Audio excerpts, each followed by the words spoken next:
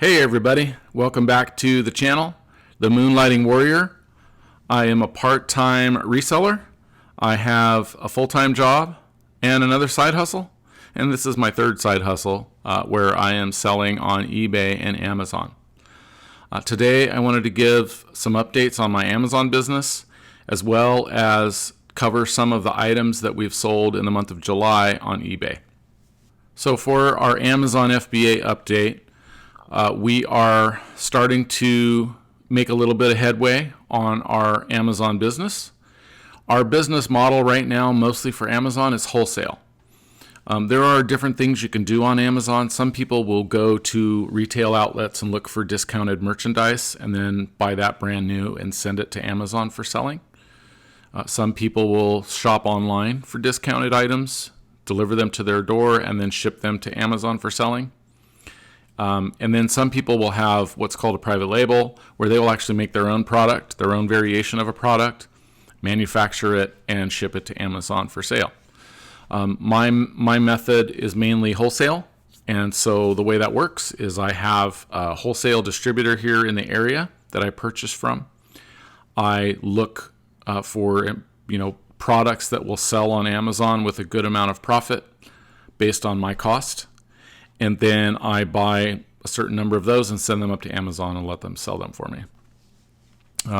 So wholesaling is great. I like the concept. It's a little cleaner and a little more predictable than doing retail arbitrage or online arbitrage, where you really kind of have to go out online or actually in person and try to find deals and scan lots of items looking for potential winners. Wholesaling is a little bit easier because you have a certain number of products from your list, and you have a spreadsheet with your costs, and you can use that spreadsheet inside of tools to calculate whether or not they'll be profitable for you on Amazon, and then you can just simply pick the winners and buy some of those and send them off.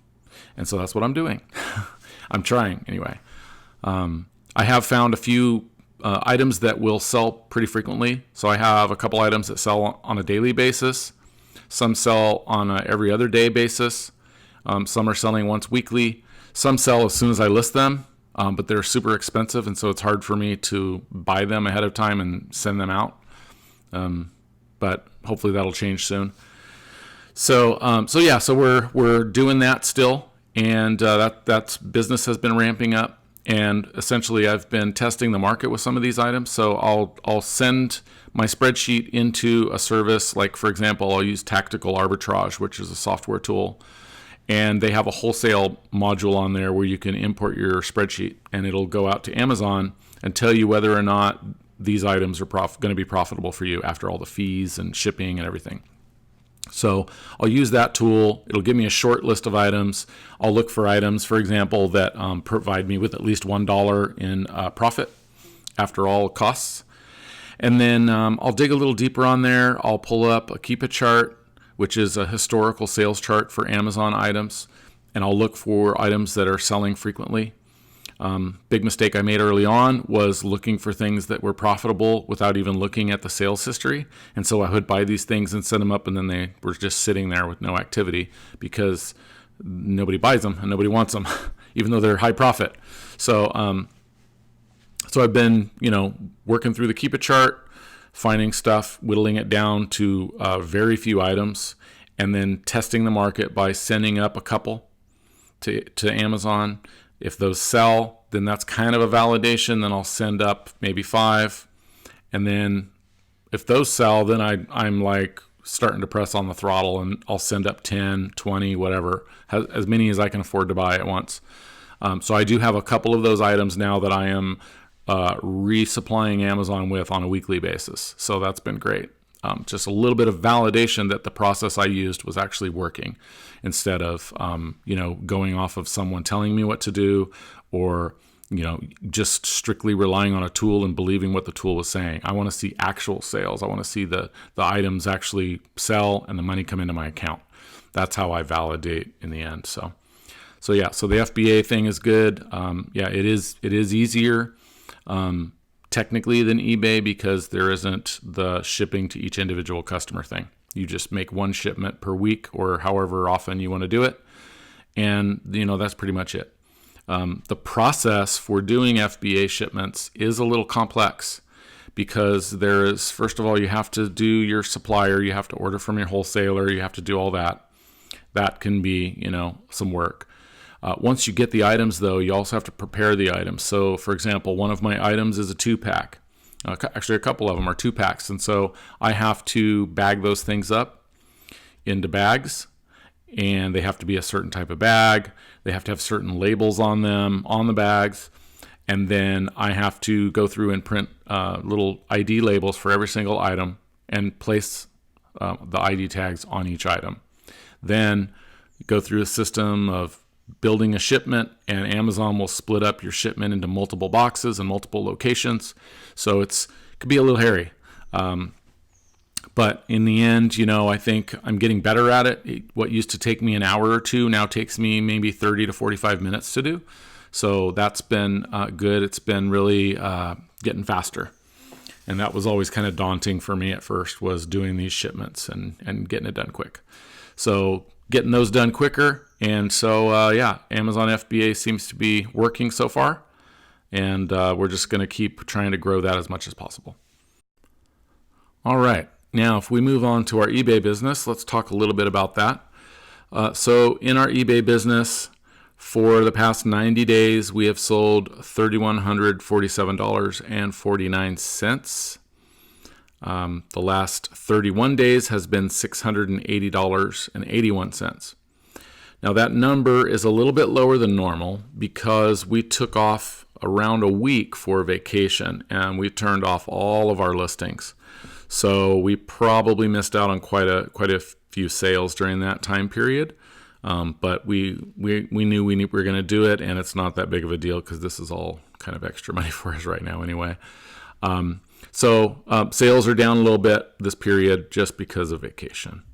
All right, so I wanted to take you through a few of these items that we've sold in July. I always like watching these videos because it's interesting to me, the diversity of the types of items that can sell on eBay and the stories behind them, because a lot of times there are stories behind these items. They don't just fall into people's laps. People are out searching for them, and they have a methodology to finding this type of stuff. It doesn't just happen. You have to kind of have a mindset and be in the right place in the right time, but you have to follow some rules as well to help you identify some winners that you can sell.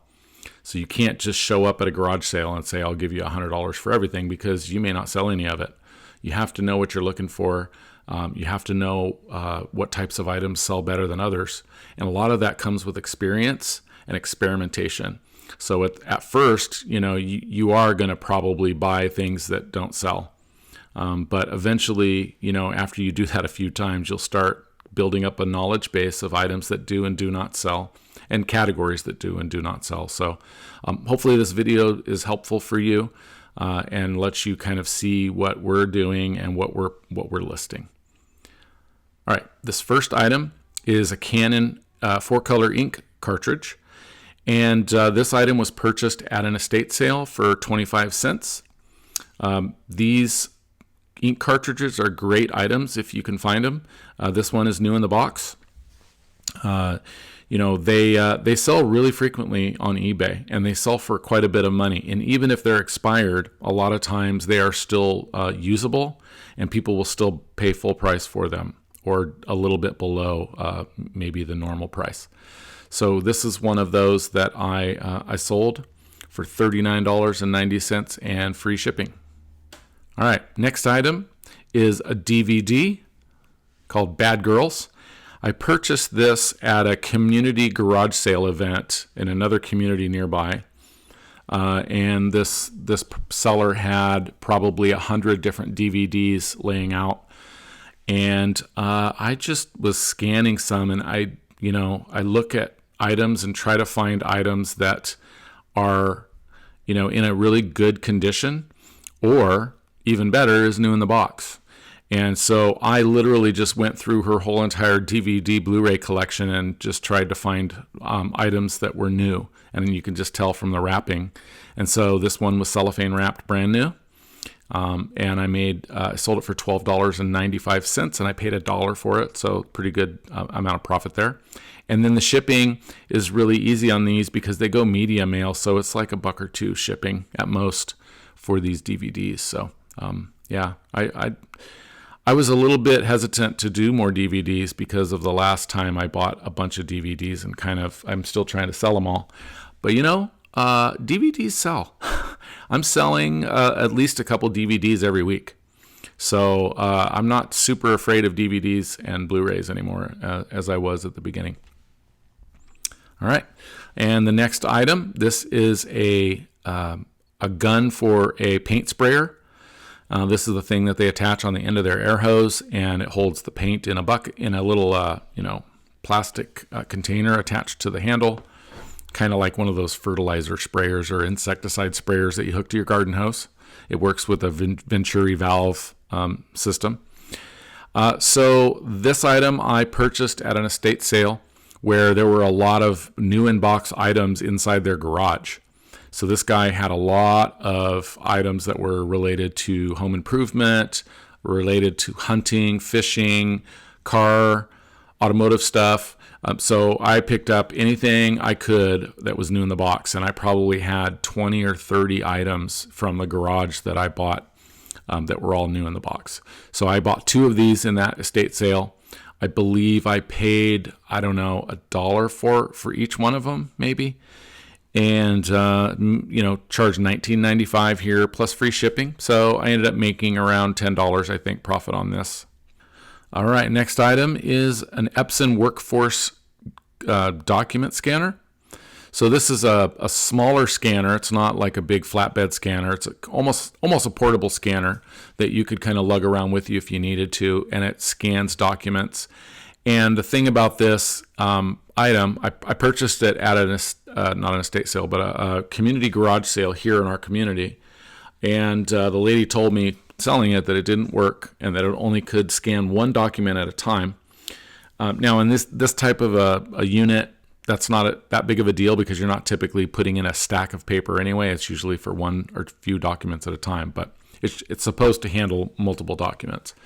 So I took the thing apart and found out that, yes, it was broken. There was a gear in there that was busted. And I thought, instead of putting the time and effort into trying to fix this thing to squeeze another $10 or $20 out of it, maybe I should just list this as parts or repair.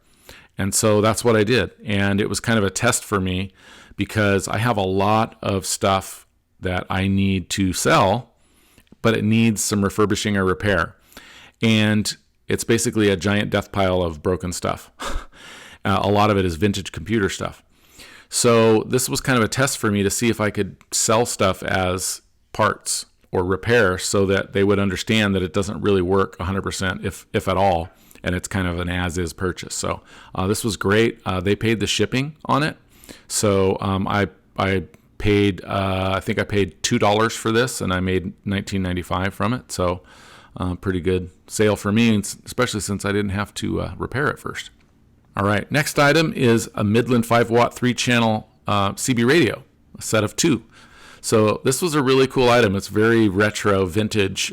These things were from the 70s, I believe, and they are really large CB radios, that had never been used. I mean, if they were used, they were barely used. The problem with them is that the battery compartments were cracked, and so the batteries wouldn't stay in. So that was going to require some repair or replacement. And this is another one of those items where I could have bought the new battery holder and put it in, but I just decided to list these with that issue listed as a problem and priced it right and sold for $49.95, and I believe I paid $5 for the set. So really good profit margin there on some cool, unique items. And this item here actually ended up getting shipped out somewhere else outside of the United States, and it went through the global shipping program on eBay. So this is a really cool service where anytime someone from a foreign country orders one of my items, the only thing I have to do is ship it to Kentucky. So I pay the shipping, or they pay the shipping to Kentucky, and then from Kentucky to their home is all paid by the buyer. So any of the shipments that go overseas, they pay for all of that. Any import fees they have to pay, they pay all of that. I just have to send it to Kentucky. So it's great for eBay sellers. So if you're not selling and not signed up for this option, I would suggest you do so, because it opens up the market to outside countries, and you can have some sales, and you just have to ship it to Kentucky. All right. Now the next item here, this was a little gold lapel pin that I picked up at an estate sale. I paid 25 cents for it, and I sold it for $4.99. I think I had reduced the price on it a couple times. I just wanted to get rid of it, really, because it was a small little item and I didn't want to lose it. So it makes me nervous. So I sold this for $4.99, and they paid $1.30 shipping. Next item, we sold this William Tongue porcelain doll. This was purchased at an auction. We have a local nonprofit around here that we are members of, and every year we have a big party and we have a big auction. So this particular doll was donated by one of the members, and we bought it for $60 as a donation. And originally I wasn't sure if I was actually going to sell it. I just bought it as a donation. I figured we'd just hang on to it. But I realized that this doll was a vintage doll when I took the clothing off and noticed a stamp on the back that said 2000. So decided to sell it on eBay. I didn't make my money back on it, but I didn't really intend to, because the money we spent for this was really a donation in the first place. So I wasn't expecting to make a profit on it, because we overpaid for it on purpose.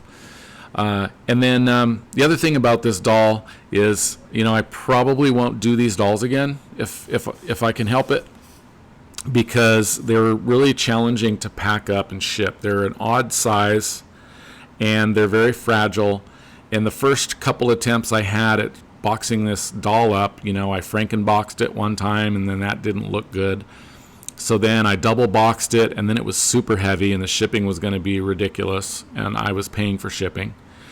So then my wife said, honey, just bubble wrap it and put it in a box. Don't overthink it. So that's what I did. I put some, 3 layers of bubble wrap around the whole entire doll. I did bubble wrap the individual hands and feet as well inside the large bubble wrap. And I put it in a box that was appropriately sized and sent it off, and everything was fine. So, made some of our money back on that. That's good news. All right, next item is this inflatable volleyball game for swimming pools. And I have quite a few of these. I had bought a case of them. Sold this for $21.99. This was another item that I sold to an overseas purchaser. And so I shipped it to Kentucky. So I think the shipping on that was around $10. So I made about $10 on this. It's really just, I'm testing the market to see if I can sell these items or not, since I have multiple items.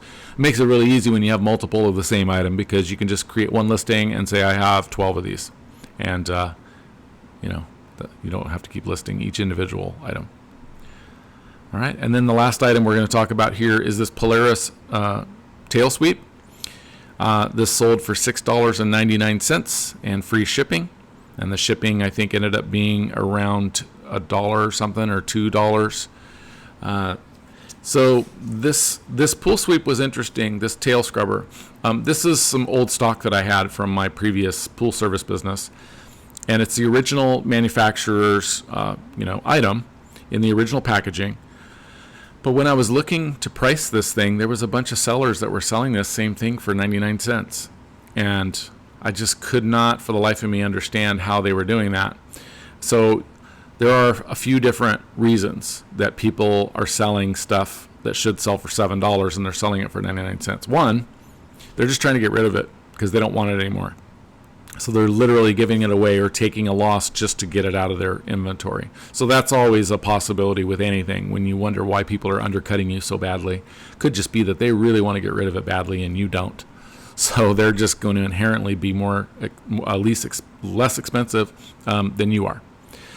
The other thing that comes into play, though, and especially with this particular item, as I started looking at my competition and reading through their descriptions, I started realizing pretty quickly that these sellers were from China. I could tell from the language they were using and I could tell from their pricing.